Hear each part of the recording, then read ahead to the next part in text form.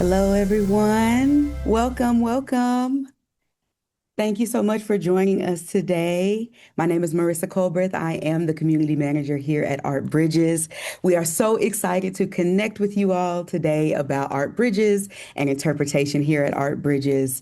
Just a little bit about Art Bridges here. At Art Bridges, our work centers around expanding access to American art through art sharing and community engagement. So we partner with museums across the country to get art out of storage and into communities everywhere. By providing financial and strategic support, we help institutions loan and exhibit artworks more broadly, and we help them develop related programming and reach new audiences. I'm seeing a few of our partners in the chat. Many of you guys are familiar with us, but we're so excited to also welcome in new and prospective people into the fold to learn a little bit about our resources here at Art Bridges. So today on this webinar, we'll be focused on interpretation here at Art Bridges, specifically the tools and resources available and how they can be directly applied to the art that we share. So in today's session, we'll have an introduction to interpretation and how it supports meaningful engagement with art, an overview of key resources, including Art Bridges artist interviews and smart history videos that you can use with your own interpretation with Art Bridges collection. We're going to talk about how we apply these resources in practice with the Art Bridges collection works. And then a little treat today, we'll get to talk about new art sharing opportunities, including available groupings from the Art Bridges collection and new acquisitions. So if at any time throughout this conversation today, you have a question, if you go down to the bottom of your screen, you'll see a Q&A box. If you don't see it, please click the More button down there at the bottom and click Q&A. If at any time throughout this session you have a question, please drop your question in there. And if you see someone drop a question that you also have, if you like the question, it moves it further to the top so that we can see it right away and get that question answered for you. We'll also be talking about resources throughout this conversation today. So there's also a box down there at the bottom in the More section called Resources. That is where we'll be dropping a lot of our resources. But if you missed those today, that's okay. We'll also send a follow-up with all the resources and sites for you all to reference. So with all of that being said, I would love to introduce our guest today. It's our very own Sarah Myers to guide us through this. Sarah Myers is the Associate Curator of Interpretation here at Art Bridges. Sarah is a curator and art historian specializing in 20th century American art. Raised amid New York's abundance of cultural institutions, Sarah developed a deep gratitude for access to art and equally strong allergy to jargon-filled wall texts. During her PhD studies at Stony Brook University, Sarah discovered how deeply intertwined her passions for education, art, and social connection were, shaping her belief that most meaningful curation leaves viewers feeling empowered and connected. Thank you so much for joining us today, Sarah. Thank you so much, Marissa. And hi, everyone. It's great to be here. Yes, my name is Sarah Myers. I'm the Associate Curator of Interpretation at Art Bridges. I see several partners that I've worked with before since I joined almost a year ago, which is hard to believe. So very excited to be here today. We'll be talking about different interpretive resources that Art Bridges offers to partners, new Art Bridges collection groupings available for loan, and new collection acquisitions, which is very exciting. So we can pull up the slideshow if it's not already up. Perfect. Yeah. So let's just start off giving just an overview of interpretation here at Art Bridges and a little bit about how it works. Yeah, absolutely. So with each new Art Bridges project comes a unique opportunity for our partners to broaden audience perspectives, share knowledge in an accessible and engaging manner, and also to envision new boundary-pushing narratives of American art. So, before diving in, I just want to start with how we define interpretation, because that's a question that people have. Sometimes it's institution specific. We believe here at Art Bridges that at the heart of democratizing access to art is a commitment to providing equal opportunities for individuals of varying educational, cultural, and demographic backgrounds to have meaningful experiences with art. And so this begins with adopting a visitor-centered approach to sharing art historical knowledge by re-envisioning conventional content delivery.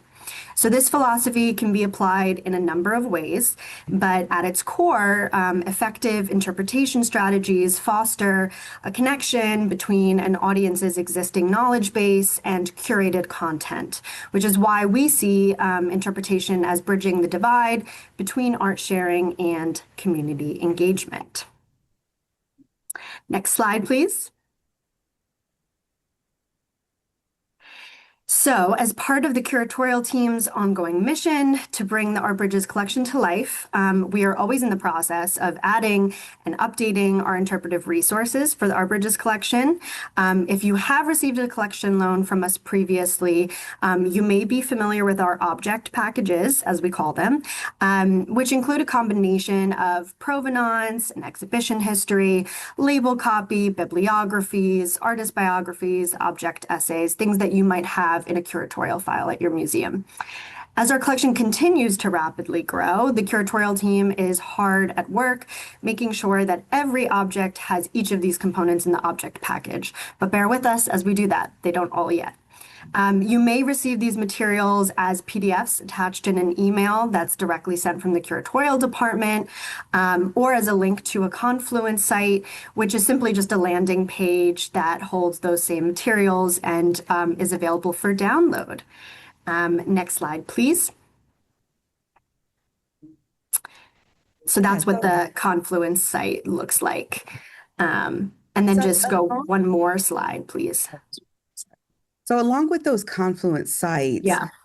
there's some, like you talked about, there's things that are within the site that are resources to help with the interpretation once the artwork is there in the space. Can you talk a little bit about what those resources entail?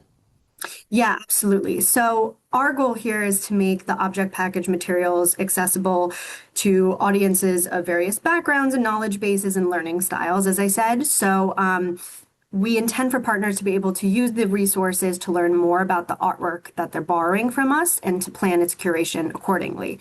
So you have the option to use them directly as didactic material for your gallery space. You can print it and put it straight up on the wall. But you should also feel free to use them as documents that can be shared more broadly within your institution. They provide key information that can be used for marketing or educational programming, docent training, and maybe even front-end staff training. So it's about making everybody feel empowered when the Art Bridges collection loans are on site. Next slide, please. I want to draw your attention specifically, though, to this resource. It's called an object resource sheet. And these have been crafted collaboratively by the learning and engagement and curatorial teams here at Art Bridges. They're my babies, they're special documents, and they are blueprints essentially for providing an overview of your loans themes, art historical context, potential challenges or barriers to access for your audiences, and then also opportunities for initiating meaningful dialogue and even program suggestions. So we believe that partners know their audience best. This document is just meant to serve as a starting point for your curatorial and learning and engagement teams to think critically about how to best activate and present the artwork to your particular visitor base. Next slide. I love those resources. That's a very different way to look at each artwork and give Mhm. everybody a way to kind of open up their mind about how engagement and interpretation can go within the space. Yeah, exactly. Can you talk a little bit about how interpretation here at Art Bridges can also be shaped very specifically project to project? Course. So I'm also here to work with partners, as Marissa says, on an individualized basis for specific interpretation resources. What you see on the screen here are just two examples of what this could look like. On the left is a gallery guide that we produced with the National Museum of Wildlife Art in Jackson, Wyoming. I think I saw Kenneth here, so hi, from the NWA. So they wanted to use their Art Bridges loan of Jeffrey Gibson's artwork from our collection, Migration, as an opportunity to engage with their Spanish-speaking audiences. So our collaboration began with just like a simple conversation during which we discussed the general goals and curatorial vision they had in place for the show. And we ultimately decided to write extra didactics in the form of this gallery guide that discusses the themes of migration and movement and displacement that Gibson's art evokes and can be connected to from different audiences. In a similar fashion, I had the privilege of working with the Skirball Cultural Center in Los Angeles to create in-gallery didactics, that's what you see on the right, that correlated directly to programming for their Art Bridges loan that they used with funds from their Learning and Engagement Award. So the Skirball's goal was essentially to extend the impact, which we love to see, of their special programming beyond just the narrow time frame of that one event that they were planning. So the solution we decided was an additional gallery guide that provided some insights and provocations for audiences that were brought up during this dedicated programming. So this is just to say, please feel free to reach out to me to begin these types of conversations. Once your loan has been approved, it's an informal process. It's literally just an email. It's not a separate application. Next slide, please. So I see that one of the cool things about interpretation here at Art Bridges, it's not just written and printed interpretation. What are some of these other cool things that we see here? Yeah, so we have produced a lot of audiovisual content on our artworks in our collection that partners can use to further activate their loans. Art Bridges is very proud to have an ongoing collaboration with Smarthistory, which is a digital art history platform that provides free content, including videos and also articles, as online educational resources. I remember using these when I was in undergrad, and they're still very useful today. So we've produced over 50 videos, I believe, with Smarthistory to date, and each video explores a different artwork in our collection. We also have the Artist Spotlight Series studio sessions, which is an in-house produced series that features conversations with the living artists from our collections in their physical studio spaces. And these are just amazing resources to learn more about the artists directly from them. And they're wonderful. Next slide, please. So we encourage partners to display these videos in their gallery spaces. I really want to plug that because I don't think people know that they can do that, and it's a really amazing additional interpretive tool that they have for free. And as this beautiful AI-generated image shows, this is what it could look like in your space, although I don't think you would need it at that scale. The videos from these series are all under 5 minutes, so they're ideal to have on a loop. You can reach out directly to Smarthistory or to us and ask for the video file for free. And the other thing I want to plug is that if you don't currently have a video monitor, let's say, to display this in your space, you should consider using some of your L&E, your learning and engagement funding, should you have applied for that award, to acquire a screen to show this. That would be absolutely an appropriate use of those funds, and we highly encourage it. Next slide, please. Perfect. So another resource in a similar vein, we are very excited to share that we have our new Art Bridges artist interviews. I began this when I first started. We had members of the curatorial team conducting interviews with living artists from the Art Bridges collection, and then the conversations are now published on our website as transcripts under just the corresponding artwork page. So you just look up Shanta Begay, this is his artwork, and on that same page, you'll see the artist interview. We have conducted 4 interviews to date with artists Susan Hudson, Shanta Begay, Shelley Nero, and Stephen Towns. We are so proud to prioritize collecting artworks by many underrepresented artists, and we consider it part of our responsibility as stewards to build and help foster scholarship about them. And so this is an effort in that direction. These artist interviews, in which we directly discuss the artworks in our collection with their makers, are meant to contribute to diversifying and enriching the field of American art by broadening public awareness of these artists. Next slide, please. I think what's really cool about a lot of this interpretation, Sarah, is that when you're working with not only Sarah and for interpretation, but also for learning and engagement, you can think of these resources as ways to help you towards a lot of your goals. A lot of times when I'm speaking with museum partners, they're really thinking about how do we increase accessibility to this stuff. Videos help with that. How can we reach school groups or community groups, videos and these printed interviews and things that they're really able to connect with is a wonderful way to connect with your community in multiple different ways. So working with Sarah and the Learning and Engagement team is an awesome bonus to have with your art sharing, which we'll get into right now. All of these interpretive resources go along with art sharing opportunities. So Sarah, can we talk a little bit about some new things coming up? Yeah, of course. And I just want to echo what Marissa said.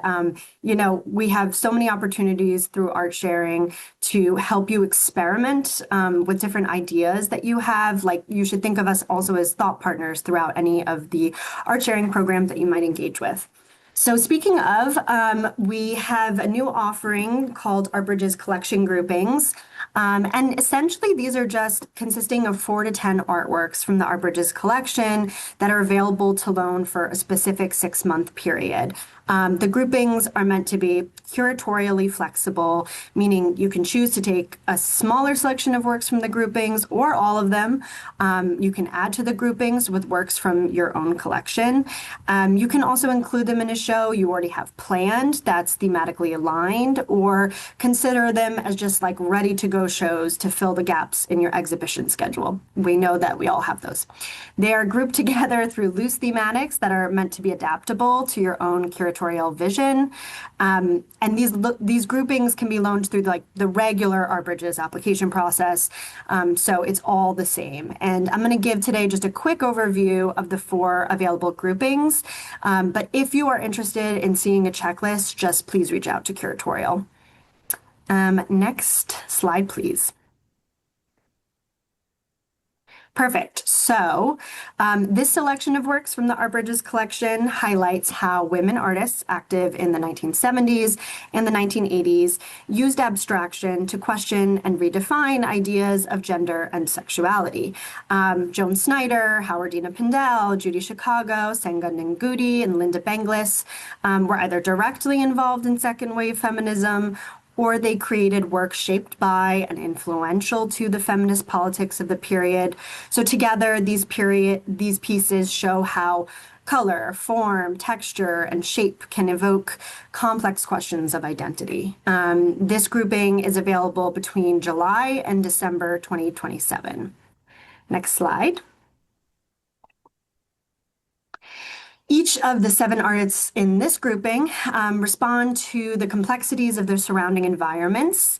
Alora and Calzadia reflect on human impact and climate change, while Cynthia Dano engages with the longstanding tradition of the artist's road trip.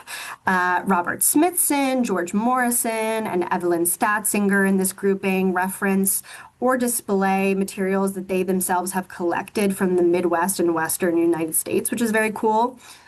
As a grouping, these works from the Art Bridges collection reveal how artists picture their world, inviting viewers to follow along on their journeys. And this grouping is available from July to December 2027. Next slide, please. So, bringing together four key figures from the picture's generation, this grouping examines how artists central to the rise of contemporary art from the 1980s onward mounted incisive critiques of popular culture and mass consumerism. Through photography, video, and painting, these artists from the Art Bridges collection, which include Sherry Levine, Bruce Nauman, Cindy Sherman, and Richard Prince, probe questions of authorship, representation, and the politics of being seen. This grouping is available from September 2027 to February 2028. Next slide, please. And the last grouping. So, spanning from the 1950s to the 2010s, these seven works by contemporary American artists, Senga Nengudi, Robert Gober, Richard Serra, Felix Gonzalez Torres, Lee Bonteque, Robert Smithson, Jeff Koons, and Evelyn Statzinger, challenge viewers' perception of weight and mass. These artists repurpose everyday materials for symbolic effect and experiment with concepts of dimensionality and materiality to push the limits of traditional art making. Visitors are invited with this grouping to consider the visceral, bodily, and sensory responses that arise when sharing space with these works. And this final grouping is available February to July 2028. And I should mention that as I said, they're curatorially flexible, so they come with, bare minimum in terms of wall labels and whatnot. But again, you can always reach out should you want more interpretation support for any of these. And the next slide, please, to the last portion of the presentation. My favorite part, what's new at Art Bridges? Yes, very exciting. So we're thrilled to share a new batch of acquisitions. First up, we have Pakistani-American artist Shazia Sikandar's video work, Disruption as Rapture from 2016. Sikandar animates the 18th century manuscript Gulshan-Ishq. I hope I said that right. Rose Garden of Love is the translation. And this is an Indian Sufi love story that traces the journeys of two star-crossed lovers who, having been separated, try to find their way back to each other.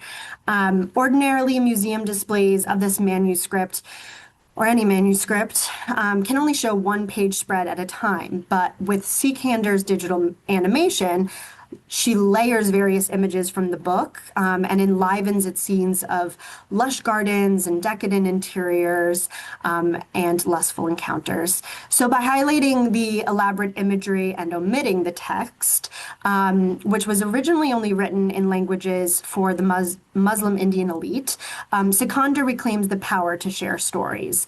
Disruption as Rapture continues the artist's career-spanning reinterpretations of miniature paintings, which are small-scale images included in illuminated manuscripts, and explorations of the connections between the art of South Asia and the West. So what we love about Disruption as Rapture is that it's super adaptable. So it can be shown outdoors, as you see on the right, in large scale, or indoors. Partners can activate the work in a number of ways. Just off the top of my head, you could pair it or contextualize it with pieces from your global holdings, maybe that may even feature manuscripts or miniature paintings. That's just an example. It's a great way to bridge a very crucial divide between historical contemporary visual traditions in your space. Next slide, please. So here we have Suzanne Jackson's There's Something Between Us from 1972. So this painting is indicative of Jackson's early work and marks her entry into motherhood. Created after the birth of her son, who she did tragically lose at a very young age. There is Something Between Us features a self-portrait of the artist with faces of ancestors and future kin in her room. This gesture points to a spiritual connection between the past and the present, the departed and the living, and the unborn. Jackson is a key figure of the Black arts movement. She joins a cohort of artists in the Art Bridges collection that she either learned with, exhibited beside, or even stewarded through the artist-run space she herself opened in Los Angeles from 1968 to 1970, which was dedicated to promoting fellow Black artists. So that cohort represented in our collection that you could pair this Jackson with beautifully includes Charles White, Senga Ngudi, David Hammonds, Jacob Lawrence, Lorraine O'Grady, and Howardina Pindell. This work is currently on view as part of Jackson's retrospective at the Walker Art Center, just a little plug, up for about another month, after which it will travel to the MFA Boston and be on view until January 2027. And as somebody who's going on maternity leave in about 3 weeks' time, this was a very special acquisition to work on for me. Next slide, please. So Jackson is in very good company with the work of another peer we are proud to have acquired. Emma Amos's Diver and Dolphin was begun in 1985 and completed in 2011. It exemplifies the artist's work in uniting the practices of painting and weaving. From the history of the transatlantic slave trade to more recent experiences of segregated pools, many African Americans have a complex relationship to water, which is what Amos touches upon here. So in Diver and Dolphin, Amos addresses these experiences by depicting a Black swimmer alongside a dolphin, the fastest marine animal. And in doing so, she empowers the subject of the painting who boldly dives into the unknown. Even as a self-proclaimed non-swimmer, Amos saw the kindness of water as a cushion, in her words, and a representation of the feeling of letting go. Therefore, the viewer might also read the figure's elegant dive across the canvas as an expression of freedom. This piece joins other works in our collection that touch upon these very specific themes, including works by Edouard Duval-Curry and Stephen Towns. So that could also be a beautiful pairing from other works in our collection. Next slide, please. So in Shell Masks, artist Evelyn Statzinger explores the tension between man-made and organic materials. After growing up in Brooklyn, New York, and spending her formative years in Chicago, Statzinger found solace and creative inspiration in the lakeside dunes of Allegan, Michigan. She produced this painting as part of a series of 12 abstract works based on sketches of shells and fossils she encountered there.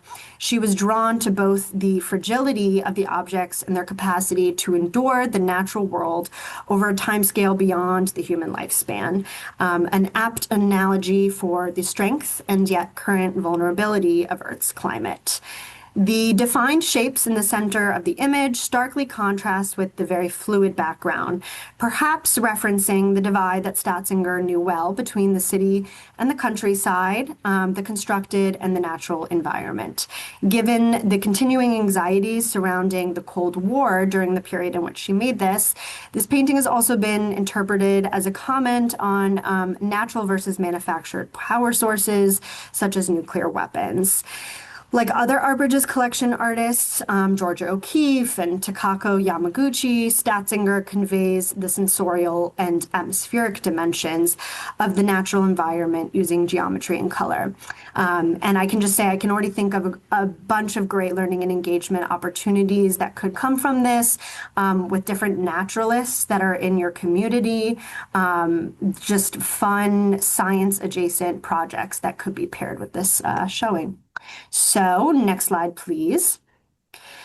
Okay, Aneuranza, yearning in English, weaves together visual cues from sources as distant and seemingly dissimilar as Disneyland, urban Mexican culture, and ancient Aztec religion. So the stormy seascape you see here combines both decorative and self-taught street art. It recalls aerografias or airbrushed artworks found throughout Mexico City that often depict lunarscapes on cardboard. Añoranza yearning ties back to the artist's experience as a professional scenic painter at Disneyland, a connection that is emphasized by the presence of Mickey Mouse wearing his wizard regalia in the upper left corner. It is so tiny, but I tried to put a little detail shot. If you can see, it is so cute and such a fun thing. The raging waves allude to Tlaloc, the Aztec god of rain, to whom the artist dedicated the work. The title of the piece is rendered in the tradition of Rochilismo, a type of sign painting that was very common throughout Mexico and Southern California until recently.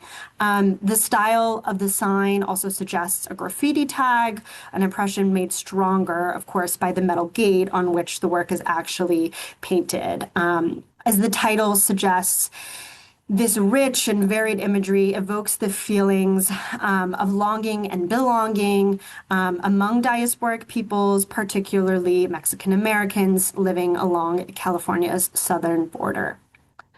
And finally, last but not least, next slide, please.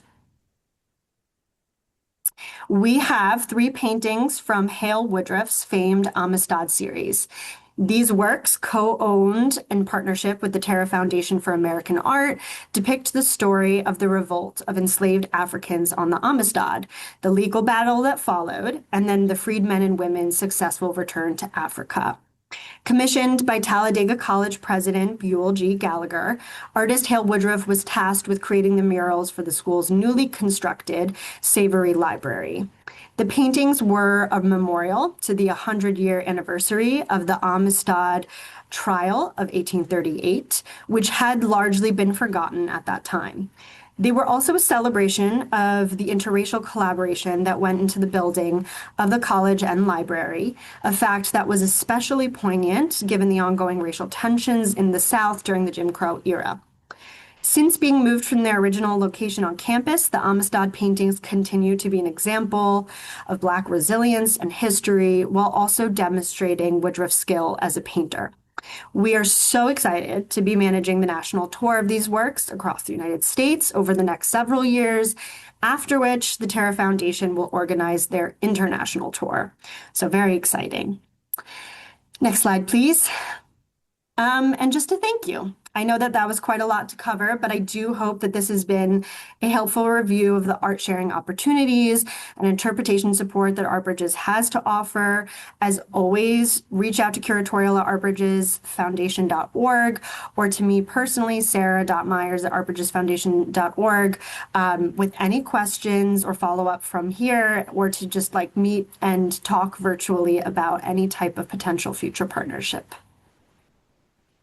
Thank you so much, Sarah. Those are some amazing works. I cannot wait to see those works and how they'll be interpreted and engaged with in the galleries and the communities of our partners. So thank you for sharing your insights and just highlighting all those meaningful ways of engagement and how we can enhance it. Pleasure. Before we close out today, I would love to open it up to some Q&A. So, or even just some comments. If there was something that you really loved today, or a work that you're like, man, that would be really cool to see somewhere in person, go ahead and drop it in the chat.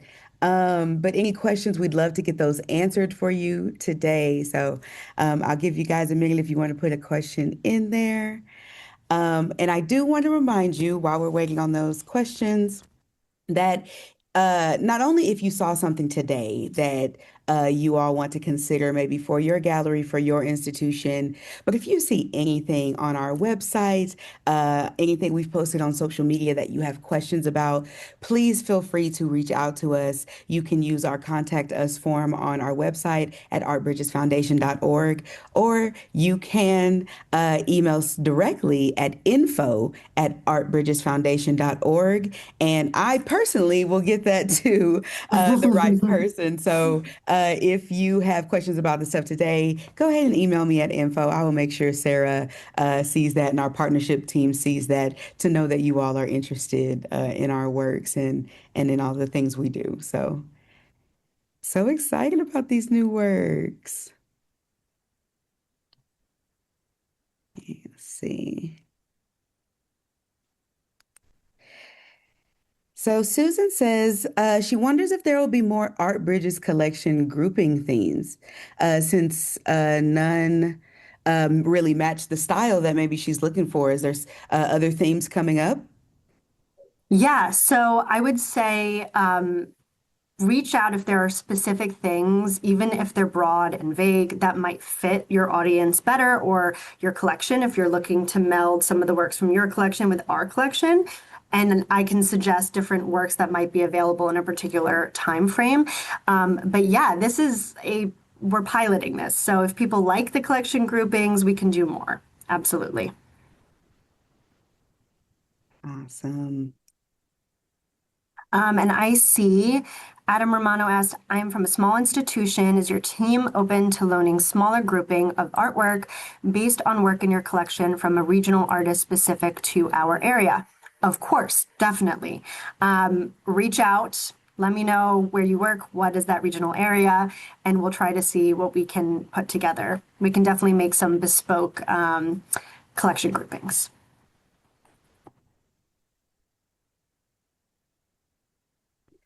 Let's see. A question from Ellen. Um, at a fairly small university gallery. Um, so what we can do, Ellen, please send an email to info@artbridgesfoundation.org. And I will get that to our partnership team. And what they'll do is every project or every consideration starts with a conversation. So please reach out to us and we can get that conversation started. Yes, and to answer Alyssa, it really depends. Sometimes we have an artwork that has a gap before being on view and committed for several months or years, but we also can put it on hold for several years out. It really just depends, and we work on a case-by-case basis of how quickly we can do turnaround, though we try to give it a little bit of lead time to our registration team to work out the logistics, at least a few months.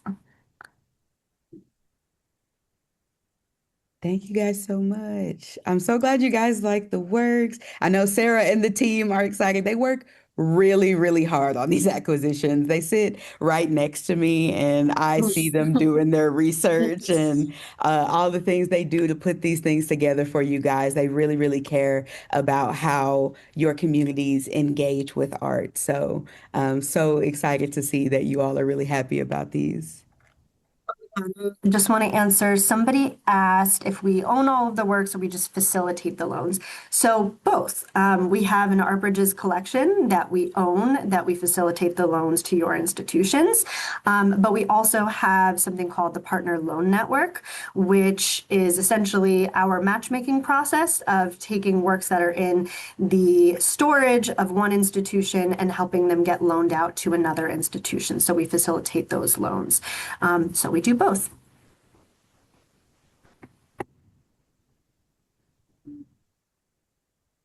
Make sure I'm not missing any questions over here. I think that's The matchmaking example. It's a good analogy. it. I mean, that's kind of what we do a little bit. Yeah, and I will say, I think people underestimate that. If you're just curious, like, I really want this for my institution, this is where we're missing a gap curatorially.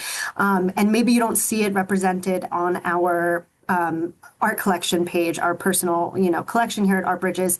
Still reach out. Let's have that conversation because part of Partner Loan Network is we're looking at checklists all the time, seeing what other institutions have to be loaned out. And so if I know, oh, this curator from this institution is interested in this type of work, I can then see in a checklist that's sent to me a perfect match. So just start that conversation. Yeah. So again, before we get out of here today, just to remind you guys, please reach out to us. We do this so that we can help you all bring art to your communities, engage it with your communities in meaningful ways. So please, we would love to start these conversations with you. I know Sarah and her team would, our partnership team would. So just feel free to reach out through any of our channels. And thank you guys for joining today. So please keep an eye out for our follow-up email, which will give you a chance to learn more about these resources we shared today. So all the links that we posted, the resources we posted will be in the follow-up email. And we'll also have a poll in there. If you guys don't mind providing feedback on how your experience was today and also about future webinar topics. What are the things you guys want us to talk about? And just please let us know. And we'll be very excited to see you guys next month. Thanks for Thank joining. you. Bye, everyone. Bye.